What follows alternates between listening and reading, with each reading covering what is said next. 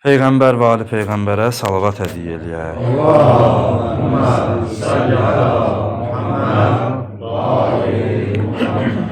Euzu billahi mineşşeytanirracim. Bismillahirrahmanirrahim. Elhamdü ve sena'u lillahi rabbil alamin. Vessalatu vesselamu ala Muhammedin ve alihi tayyibin tahirin. Allahümme salli ala Muhammed ve ali واللعنة الدائمة على أعدائهم أجمعين من الآن إلى قيام يوم الدين رب اشرح لي صدري ويسر لي أمري واحلل عقدة من لساني يفقه قولي أما بعد قال الله تعالى في كتابه الكريم بسم الله الرحمن الرحيم شهر رمضان الذي أنزل فيه القرآن هدى للناس وبينات من الهدى والفرقان فمن شهد منكم الشهر فليصمه وقال تعالى يا أيها الذين آمنوا كتب عليكم الصيام كما كتب على الذين من قبلكم لعلكم تتقون صدق الله العلي العظيم وصدق وبلغ رسوله نبي كريم Peyğəmbər və ali Peyğəmbərə salavat hədiyyə elə. Allahümme salli ala Muhammed ve ali Muhammed. Allah-u Müteala'nın rəhmət ayı artıq bizə üz gətirib. Allaha həmd sənə olsun, sonsuz şükürlər olsun ki, bu mübarək ayı, bu ildə yaşamağı, onun orucunu tutmağı, ibadət və itaətini etməyi bizlərə nəsib elədi. Allah bu Ramazan ayını axırıncı Ramazanımız qərar verməsin. Amin. Bu ayın ibadət və itaətində hər birimizi müvəffəq eləsin.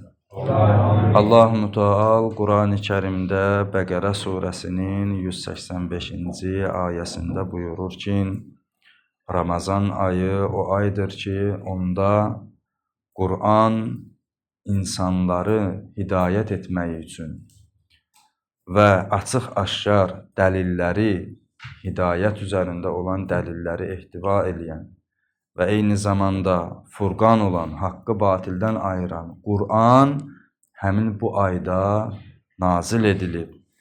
Sizlərdən hər kim bu ayı görsə, bu zaman oruc tutsun. Bu Allahın mübarək Ramazan ayının orucunun vacibliyi barəsində buyurduğu ayələrdən biridir. Digəri isə Bəqərə surəsinin digər bir ayəsi olan ey iman gətirənlər, sizdən öncəkilərə, sizdən əvvəlki ümmətlərə oruc vacib edildiyi kimi sizə də vacib edildi. Niyə? Ümid var ki, bəlkə bu sizi təqvaya yetişdirsin. Bu sizi vərəyə, Allah qorxusuna, Allahın əmr və qadağalarına riayət etmək üçün hər bir kəsdə gərəkli olan o duyğuya yetişdirsin. Onu bunun vasitəsilə, orucun vasitəsilə ələ gətirəsiz, qazanasız. Mübarək Ramazan ayının orucu İslam ümmətində müsəlmanlara vacib edilmiş oruclardandır ki, bir ay, bu ay oruc tutmaq bütün müsəlmanlara məzhəbindən asılı olmayaraq vacibdir. Və bu ayın Allah yanında xüsusi dəyəri var ki, Rəcəb və Şaban ayında olan həmin ayların fəziləti barəsində danışdıqda işarə eləmişdik. Peyğəmbər və məsum imamlarımız bu 3 aya xüsusi olaraq dəyər verib, əzəmətləndirib. Ramazan ayı isə bu ayların içərisində bir növ desək, əxəssul əxəs, daha məxsusi bir ehtirama malik olan ay kimi bizə təqdim olunur.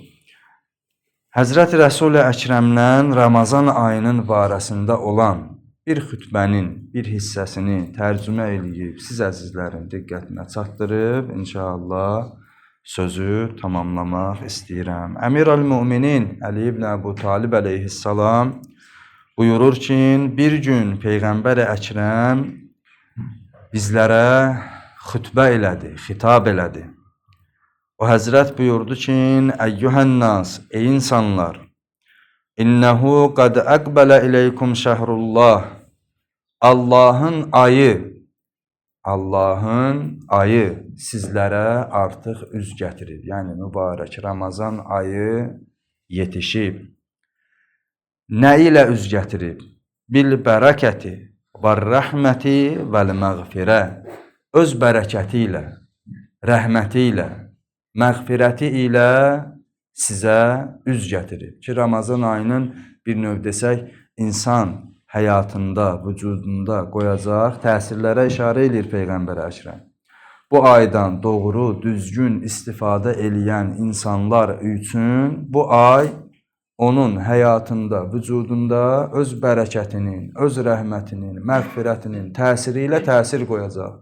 Yəni Allah-u Mütealın bərəkətinin geninə boluna yağdığı bir zamanda, rəhmətinin geninə boluna yağdığı bir zamanda, məğfirətinin insanları bağışlamağının bol olduğu bir zamanda bir insanın bunlardan istifadə etməsi həmin o bərəkətin, rəhmətin, məğfirətin onun həyatında olan təsiri olacaq.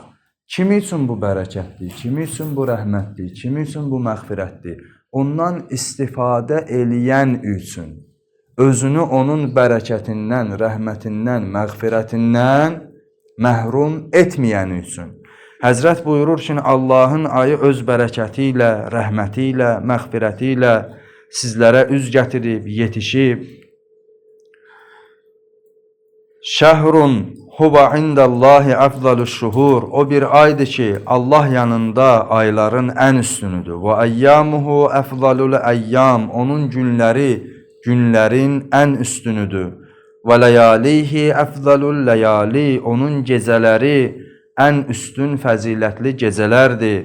Və saatuhu əfzalüs saat. Onun saatları, anları ilin anlarının ən üstünüdür. Huve şehrun du'itum fihi ila ziyafetillah. Bu bir aydır ki, siz bu ayda Allah'ın qonaqlığına dəvət olunmusunuz. Sizlər bu ayda Allah'ın qonaqlığına dəvət olunmusunuz. Ki, qonaqlığı izzətli eləyən, dəyərli eləyən, xoş eləyən şey, dəvət edənin kərim olmağı, dəvət olunanın kərim olmağıdır. Bu ayda Allah-u Müteal bəndələrini öz süfrəsinə, rəhmət süfrəsinə, bərəkət süfrəsinə, öz ziyafətinə, qonaqlığına dəvət eləyir. Kərim olan insanlar, Allahın bu dəvətinə, bu əmrinə cavab verən insanlar, Allah-u Mütealın bu qonaqlığına üst tutur. Qonağın da xüsusiyyətlərindən biri budur. Getdiyin yerin adabına uyğun davranarsan. İnsan birinin evinə qonaq gedəndə onun təyin elədiyi qaydalarla, qanunlarla riayət eləyir. Birinin evində olanda özünü öz evindəki kimi hiss eləmirsən. Çünki bilirsən ki, bu evin sahibi var, onun razı olduğu, olmadığı şeylər var. Onun evində onun istədiyi kimi, onun razı olduğu kimi davranmalıyam. Allah-u Müteal bu ayda insanları öz ziyafətinə, qonaqlığına dəvət eləyir. Öz rəhmət süfrəsini, bərəkətini, məğfirətini onlara təqdim eləyir. O qonaqlığa təşrif buyuran insanlarda Allahın qonağı kimi onun istəklərinə uyğun olaraq davranmağa məcburdular. Bu qonaqlıq insan üçün mədələrin toxluğu üçün olan qonaqlıq deyil. Bu insanın dünya nemətlərindən ləzzət aparmağı üçün olan qonaqlıq deyil. Bu bir qonaqlıq, bir ziyafətdir ki, onun ləzzətini insan ahirətdə dadacaq. Bu dünyada hiss eləyir, dadır, anlayan insan bu dünyada da onun mənəvi rahatlığını, bu dünyada da onun ləzzətini yaşayır. Amma o insan ki, hamının mərifəti eyni dərəcədə deyil ki. O insan ki, bu dünyada onu dərk eləmir, amma Allahın əmri olduğu üçün riayət eləyir. O qiyamətdə biləcək ki, etdiyi əməlin mahiyyəti nə imiş, onun üçün nə dəyəri var imiş. Bəzi həqiqətləri biz bu dünyada dərk eləyə bilmirik. Çünki təbiət etibarı ilə bizə vəd olunmuş həmin o əbədi məkanlardan, həyatdan fərqli, biz ancaq onu xəyal eləyə bilirik, təsəvvür eləyə bilirik, zehnimizdə canlandıra bilirik. Həqiqətini dərk eləyə bilmirik. Orada insanlar biləcək ki, bu günləri burada bətinlərini Allahın halal elədiyi nemətlərdən, haramlar bir tərəfə, halal elədiyindən, Allahın əmrinə görə saxladığı üçün nə ləzzətlər yaşayacaq. Həzrət buyurur ki, Rəsul-i Əkrəm, bu bir aydır ki, sizlər bu ayda Allahın qonaqlığına dəvət olunmusunuz. Və cu'iltum fihi min əhli kəramətillah. Və həmin o ziyafətdə sizlər Allahın kəramət əhlindən qəbul olunmusunuz. İnsan birini qonaq dəvət eləyir, gələn adam da kərim olsa nə gözəl. Qonaq kəramətli, kərim, ikram eləyən, ehsan eləyən, gələn də o ehsana, o kəramətə ləyaqəti olan adam. Onun qulluğunda nə qədər dursan insanın özünə ləzzət eləyir. Onun rahat, yaxşı qonaq gələndə insan xidmətində də canla başla dayanır. Amma adamın xoşu gəlməyən, narahat eləyən biri gələndə elə hey yola vermək istəyirsən ki, bir dənə tez çıxıb getsəydi, rahatlayardıq. Qonaqlıq verən ziyafətin sahibi kərim olanda, qonağı da kərim olanda bu ziyafət ali, dəyərli bir ziyafət olur. Allah buyurur ki, Peyğəmbər buyurur ki, Allah sizi öz ziyafətinə dəvət eləyir. Allahın ki, kərim olduğu hamımıza bəllidir. Bəs bu ziyafətə gələnlərin Allahın nəzərində dəyəri nədir? Buyurur ki, bu ziyafəti qəbul eləyib gələnlərin Allah yanında dəyəri odur ki, Allah onların kəramət əhli kimi qəbul edir. Sənin, Allahın sənə olan münasibəti, onun dəvətini qəbul eləyib, onun əmrlərinə, qadağalarına bu ayda o dediyi kimi riayət elədiyi üçün. Allahın sənə olan münasibəti kərim, gözəl bir insana olan münasibət kimi. Yəni, sən onun nəzərində yaxşısan. Necə? O ki, Qurani Kərimin ayəsi buyurur ki, sizlərə oruc vacib edildi, sizdən öncəkilərə vacib edildiyi kimi. Sən bu vacibliyi dərk etmisən.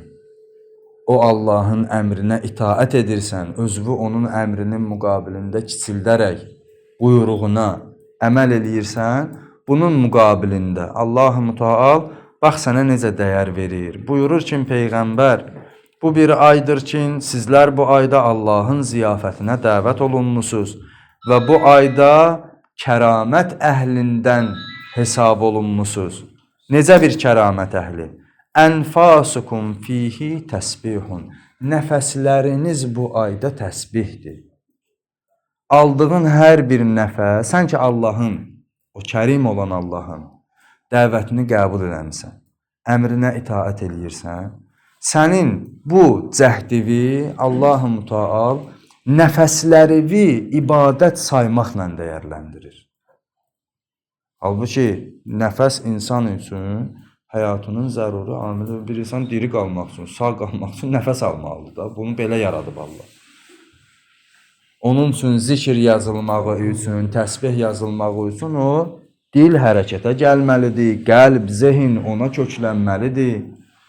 Sən ki bu ayda oruç tutursan, günün əvvəlindən bütün vücuduvu, ruhiyyəvi Allaha həsr eləmsən, onun əmrinə görə onu xatırlamaq üçün özünü halallardan məhrum eləmsən. Peyğəmbər buyurur ki, sizin bu ayda nəfəsləriniz Allah dərgahında təsbih hesab olunur. Yəni aldığın hər nəfəsə görə elə bilə əməlnaməyə məsələn bir Sübhanallah yazılır. Bir La ilahə illallah yazılır. Bir Elhamdülillah yazılır. Buyurur ki, Həzrəti Rəsul-i Əkrəm və novmukum fihi ibadə. Bu ayda yatmağınız ibadətdir. Yatmaq insanın öz təbii ehtiyacıdır. Amma Allahın dəvətini qəbul eləyib, o qonaqlığa gələn insanlara Allahın münasibəti budur. Yatmağı da səndən ibadət olaraq qəbul edir. Yəni nə aldığın nəfəsdə onun razılığı var. Yatdığın yuxuda onun razılığı var. Həzrət buyurur ki: "Və amalukum fihi məqbul." Bu ayda etdiyiniz əməllər Allah dərgahında qəbul olunan əməllərdir. Və duaukum fihi mustajab. Bu ayda etdiyiniz dualar qəbul olunan dualardır. Fəsəlullaha rabbakum biniyyatin sadiqə. Rəbbiniz olan Allahı bu ayda sadiq, doğru niyyətlərlə çağırın, ondan istəyin. Bu zaman Allah-u Müteal istəklərimizi qəbul eləyəcək. Peyğəmbər Əkrəm buyurur ki: "Və qulubin tahirə, pak qəlblərlə Allahdan bu ayda istəklərinizi istəyin." Əvvəl istəyiniz nə olsun? Bu orucu için tutursan, niyyətini eləyəcəksən. Həzrət buyurur ki, bu ayda sadiq, doğru niyyətlə, pak qəlblə Allahdan istəyin ki, "Ən yuvəffiqəkum lisiyamihi." Sizi bu ayın orucuna müvəffəq eləsin. Ki bu ayın məxsusiliyi oruclandır da. Təsəvvür elə bir insan Ramazan ayı gəlib, Quran oxuyur, namaz qılır və s. və ilaxır şeyləri yerinə yetirir, amma orucunu tutmur. Bir üzürlü səbəbi də yoxdur. Bu ayın hörmətini saxlamış sayılır. Bu ayın özəlliyi, yəni ibadət olaraq özəlliyi, digər şeylər öz yerində. Onların heç biri əhəmiyyətdən düşmür ki, artıq oruca başımız qarışacaq, namazda bizdən biraz yüngüllük eləyər də Allah, namaz qılmasaq. Yox. O haramlar, vaciblər yenə də öz yerində. Amma bu ayı başqa vaxtlardan məxsusiləşdirən bunun orucudur. Buyurur ki, bu ayda pak qəlblə, sadiq niyyətlə, doğru niyyətlə Rəbbinizdən istəyin ki, birincisi sizi bu ayın orucuna müvəffəq eləsin. Bu ayın orucunu tuta biləsiniz. Ki bunun özünün həm insanın vücuduna fiziki olaraq təsirləri var, həm ruhi olaraq təsirləri var, mənəviyyatına təsiri var. Nə təəssüf ki, bəzi əzizlər il ərzində sağlam, gümrah, yeyir, içir. Ramazan ayı gələndə birinin orucdan başı gizəllənir, birinin mədəsində xəstəlik çıxır, biri və s. O insanlar ki, onlar ki xəstədirlər, Allah şəfa versin ki, inşallah bu Ramazan ayının feyzindən nəsib olsun onlara da. Onlarla işimiz yox. Hər kimin səhhətində. Amma bəziləri də var ki, görürsən, bəhanə axtarırlar. Bu Ramazan ayının mahiyyətinə varmamış insanlardır.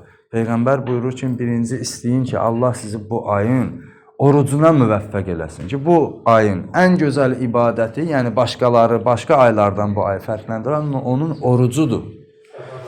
Orucuna sizləri müvəffəq eləsin. Və tilavəti kitabı, onun kitabını oxumağa sizləri müvəffəq eləsin. Qurani Kərimin tilavəti bu ayda ən üstün olan ibadətlərdəndir. Quran oxumaq. Ki bu ayda Allahın hidayət kitabı bizlərə nazil olur.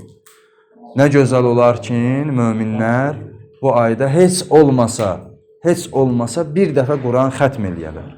İndi olar ki, ərəbcə oxuya bilirlər, ərəbcəsini tərcüməsi ilə bahəm. Olar ki, ərəbcə oxuya bilmirlər, heç olmasa öz dilimizdə bir Allahın kitabında nə yazılır? Allah məndən nə istəyir? Bunun üçün belə olmuş olsa, Qurani Kərimi heç olmasa bir dəfə xətm eləsin. Bu ayın ən üstün əməllərindən biri Allahın kitabına vaxt ayırmaqdır, diqqət göstərməkdir. Həzrət Peyğəmbər buyurur ki, فَإِنَّشَّقِي مَنْ حُرِمَ غُفْرَانَ اللّٰهِ فِي هَذَا الشَّهْرِ الْعَظِيمِ. Bədbəxt olan o adamdır ki, bu Peyğəmbərin kəlamında buna işarə olunur. Bir də Ramazan ayının sonunda İmam Əleyhisselam buyurur. Peyğəmbər buyurur ki, hələ Ramazan ayı daxil olmamış, xəbərdarlığını eləyir.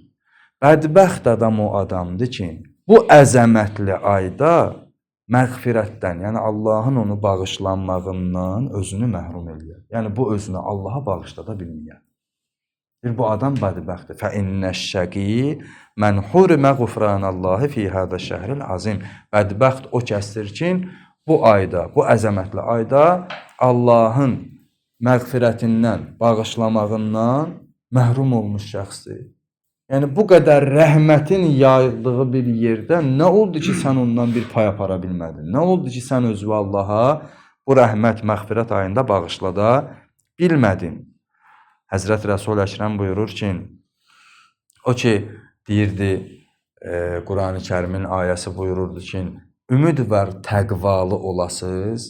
Təqva nədir? Allah qorxusu. Yəni insanı Allahın əmr və qadağalarına diqqətcil olmağı üçün daxilində olan duyğudur. O duyğu olanda nəyisə etməliyəm məsuliyyətini insan tərk eləmir, yerinə yetirir. Və yaxud da nəyisə eləsəm cəzalandırarlar. Həmin o məsuliyyəti özündə dərk eləyir. Təqva, qorxu bu mənada. Allahdan qorx bu mənada. Yəni onun əmrinə riayət elə, qadağasından çəkin. Təqvanın xülasəsi budur. Quran ki buyurur, sizdən öncəkilərə oruc vacib edildiyi kimi sizə də vacib edildi. Bəlkə təqvalı olasınız. Yəni ümid var ki, bu sizi təqvaya yetirsin. Necə oruc bizləri təqvaya yetirə bilər? Ac qalmaq insanı necə Allah qorxusuna yetirə bilər? Ac qalmağın insan həyatında ilahi təqva kimi necə əsəri ola bilər? Peyğəmbər ona işarə edir. Buyurur ki, vazkuru bicu'ikum və atəşikum fihi. Bu ayda olan aclığınızla və susuzluğunuzla ki, hamı bunu hiss eləyir də Ramazan ayında. Nə qədər də səhər yaxşı da yesən, yenə də günün bir hissəsində ya bir aclıq gəlir, ya bir susuzluq hiss eləyirsən. İndi biraz gün qısalır, get-gedə asanlaşır. Kərbəlayı da işarə eləyir siqaret çəkənlər üçün siqaretin heç olmasa həsrəti. Nə qədər də olmasa insanda həmin o adi vaxtda halal olan, daimi vərdiş halına çevrilmiş şeylərə meyllənmə olur. Peyğəmbər buyurur ki, bu gündə olan aclığınızla, susuzluğunuzla xatırlayın. Nəyi? Cu'a yevmil qiyaməti və atəşə, qiyamət gününün aclıq və susuzluğunu. Bu ayda olan aclıq və susuzluqla qiyamət gününün aclıq və susuzluğunu xatırlayın ki, həmin gün bütün eyblərin, çirkinliklərin aşkara çıxdığı bir anda, insanın dil dodağının quruduğu bir anda Allahın huzurunda dayanıb, əməlnaməvi oxu deyilib, ondan hər bir şeyin haqq hesabının sonra adam boğazı quruyar da orada. Buyurur, bu ayın orucuyla, onun acılığıyla, susuzluğuyla xatırla o zaman için bir gün Allahın qabağına çıxacaqsan, bax, onda boğazın quruyacaq. Onda etdiyin cavablarını vermək məqamı gələndə dilin dolaşacaq. Onda aclıq hiss eləyəcəksən. Onda da icazə verin, gedim bir dənə yemək yeyim, gəlin məsələsi olmayacaq. Bir dənə su verin, danışın məsələsi olmayacaq. Həmin o vahimə, həmin o vəhşət insan üçün əzabdan qorunmaq üçün bir sığınacaq axtarmağa gətirib çıxar. O dönəmdə nə aclıq, nə susuzluq, nə filan. Hamı o əzabdan özünü qorumaq üçün bir sığınacaq axtaracaq. O günün vəhşətindən, o günün qorxusundan, onun aclığı və susuzluğundan bu ayda oruç tutub aclıq və susuzluğu yaşamaqla xəbərdar olun.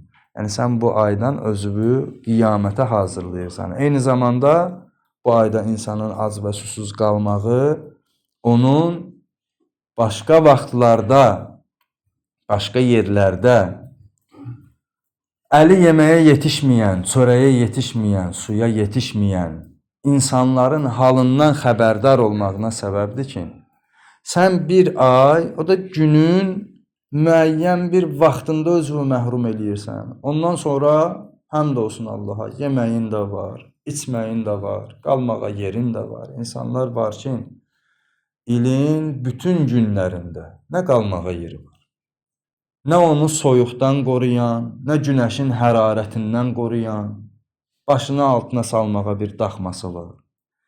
Nə yeməyi var, nə içməyi var. Bu insanların hallarından xəbərdar olmaq üçün Allah-u Teala sənə bunu yaşadır ki, bir bax gör, egoist olma, ancaq özünü fikirləşmə, nemətlərə küfr eləmə, bu qədər giley-güzar eləmə. Bir ay bunu yaşa, əlində olan nemətlərin dəyərini bil və həmin o insanlara mərhəmət yaransın ki, gör nə cür vəziyyətdə yaşayan insanlar var. Bu ayın ən üstün ibadətlərindən də biri həmin o yetimlərə, fəqirlərə, kimsəsizlərə diqqət göstərməkdir ki, Allah bu ayın orucunun qəbul səbəblərindən biri kimi bu ayın sonunda, o fitr bayramında həmin o fəqir füqəraya diqqət ayırmağı şərt qoyub. Fitrə zəkatı nədir? Yığırsan fəqirə, miskinə, onlar ki, onların azuqələri yoxdur, onlara diqqət ayırırsan. Orucun qəbulu üçün səbəblərdən biridir. Buyurur ki, Həzrəti Rəsul-i Əkrəm bu ayda olan aclığınızla, susuzluğunuzla qiyamət gününün aclığını və susuzluğunu xatırlayın. وَتَصَدَّقُوا عَلَى فُقَرَائِكُمْ Fəqirlərinizə sədəqə verin bu ayda. Gözləməyin ki, fitr bayramı gələndə onsuz verəcəm də, 3 manat, 5 manat. Yox, bu ayın elə daxilində sədəqə eləyin, ehsan eləyin. Miskinlərinizə sədəqə verin. وَبَقِّرُوا كِبَارَكُمْ Bu ayın ən gözəl əməllərindən biri böyüklərə ehtiramdır. Həzrət buyurur ki, fəqirlərinizə, miskinlərinizə sədəqə verin və böyüklərinizə ehtiram eləyin, vüqarlandırın, hörmət göstərin. وَارْحَمُوا صِغَارَكُمْ Kiçiklərinizə mərhəmət göstərin. وَصِلُوا أَرْحَامَكُمْ Qohum-əqrəbalarınızla münasibətlərinizi bərpa eləyin, əlaqə saxlayın. وَاحْفَظُوا أَلْسِنَتَكُمْ Dillərinizi qoruyun. Yalan danışma, söyüş söymə, qeybət etmə, böhtan atma. Allahın adından danışma. Bu ayda ən çox diqqət olunmalı olan şeylərdən biri Allahın adından danışmaqdır. O şey ki, onun Quran ayəsi olub olmadığını bilmirsənsə, demə. Quranda filan şey var. Yoxdursa orucun batıl olacaq. O şey ki, Peyğəmbərdən, imamdan olduğunu bilmirsən, dəqiqliyin yoxdur, onu demə.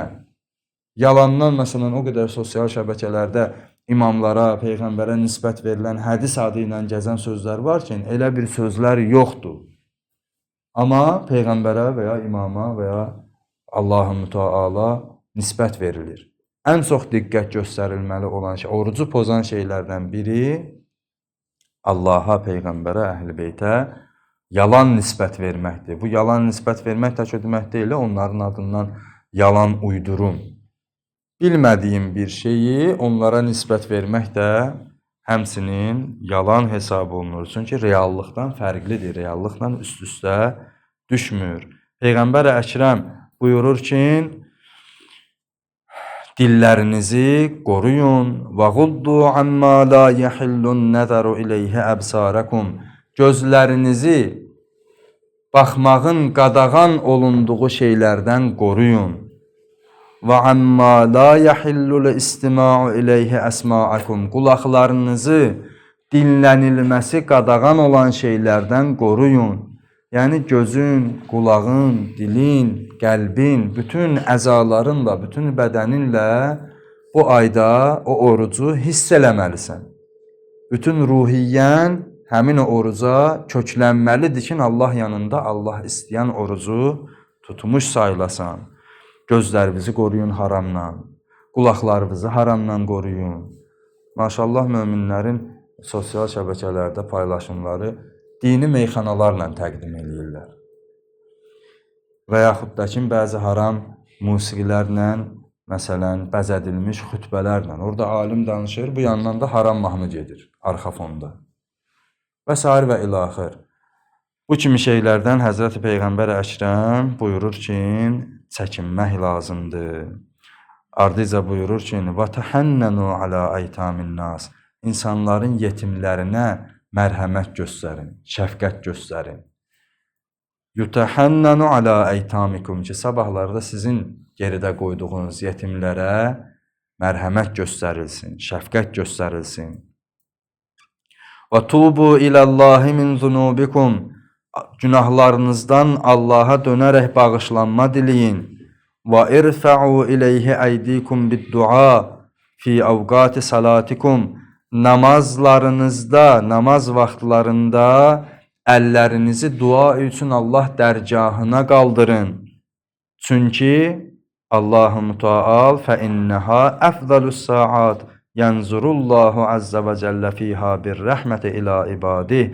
Çünki həmin o namaz vaxtlarında bəndə dua eləyəndə o namaz vaxtları vaxtların ən üstünlərindən, ən gözəllərindəndir ki, bəndəsi həmin vaxtda Allaha əl açanda Allah ona rəhmət nəzəri ilə nəzər salır.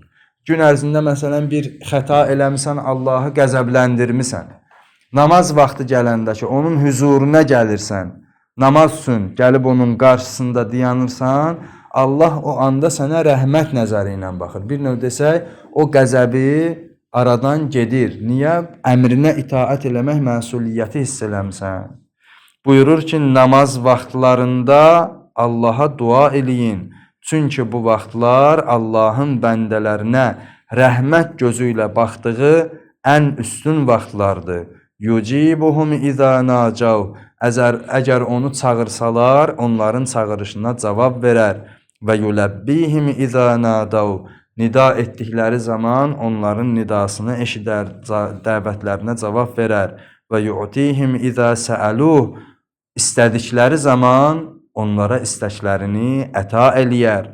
Və yəstəcibu ləhum izə da'av.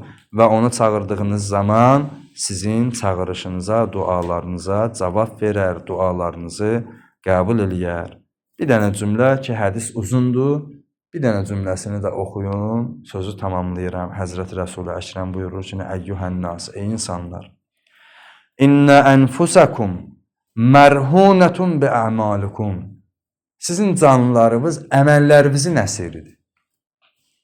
Canlarınız, Quran-ı Kərimdə ki, Allah-u Müteal buyurur, kullu nəfsin bima kəsəbət rəhinə.